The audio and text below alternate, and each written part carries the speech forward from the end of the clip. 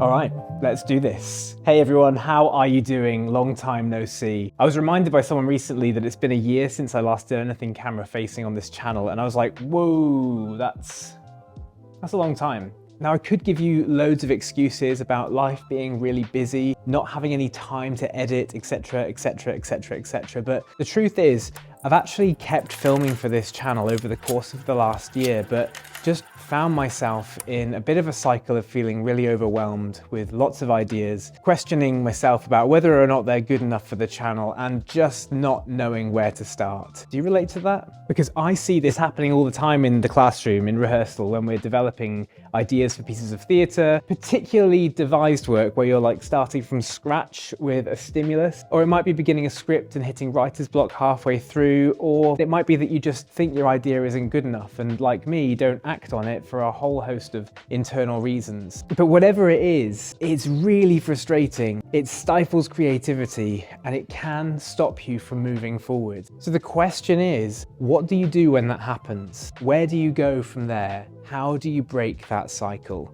So I thought to myself, actually, that's probably a good topic for a video after a year of not posting anything, because it's better to start somewhere than never start at all.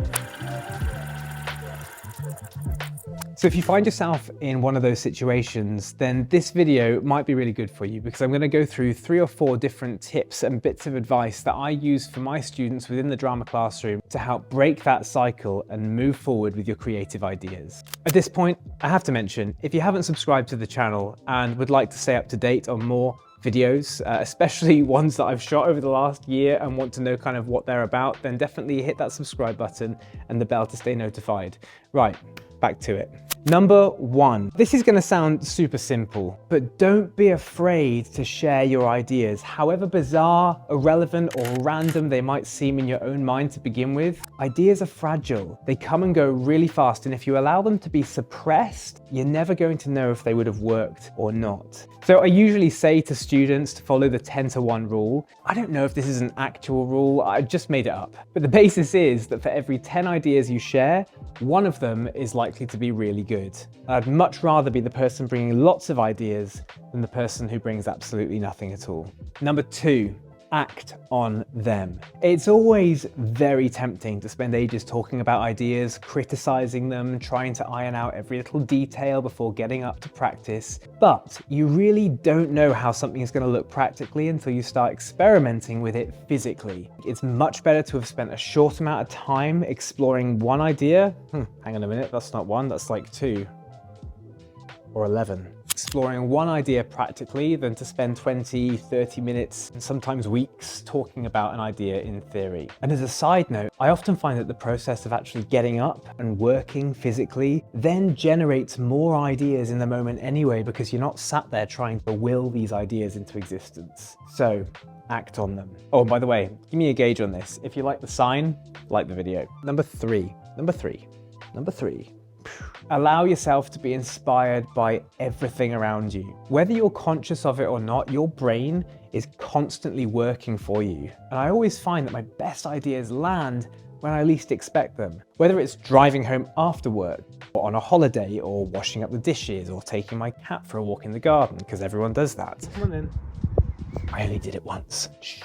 But if you allow your mind to be open to anything inspiring you, the chances are that you're going to make a really good connection to your creative work somewhere. I actually have a really clear example of this happening. A couple of years ago, I was asked to lead a really big drama workshop during the COVID period. We're talking like 80 to 100 students, and I had to come up with something that was drama specific, super engaging and fun, but adhered to the social distancing measures. It was really, really tough, and just nothing was landing. And about 2 days before I was supposed to deliver it, I was starting to get a little bit twitchy because I just had no idea what I was going to do. And then in a light bulb moment while I was bathing my 2-year-old daughter, I noticed that the bath mat was covered in like these colored spots, and all of a sudden the whole workshop just flooded into my brain. I imagined 100 different colored balloons being bounced around the room with various creative writing tasks being hidden inside them for specific groups to work on. And so in that moment, I had to just stop everything, write it all down before I lost it. And thankfully, my wife took over bath time.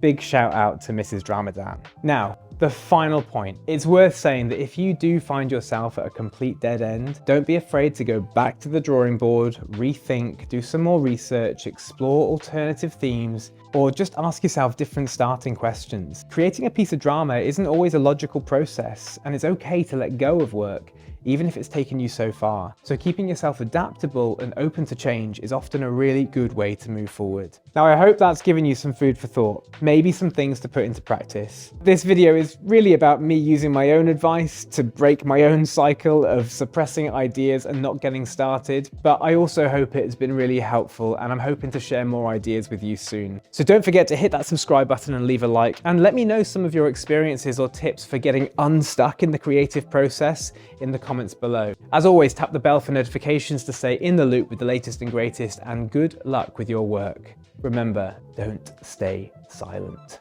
Whew, man, 1 year. 1 year. What time is it? All right, 3:20. Better start packing up.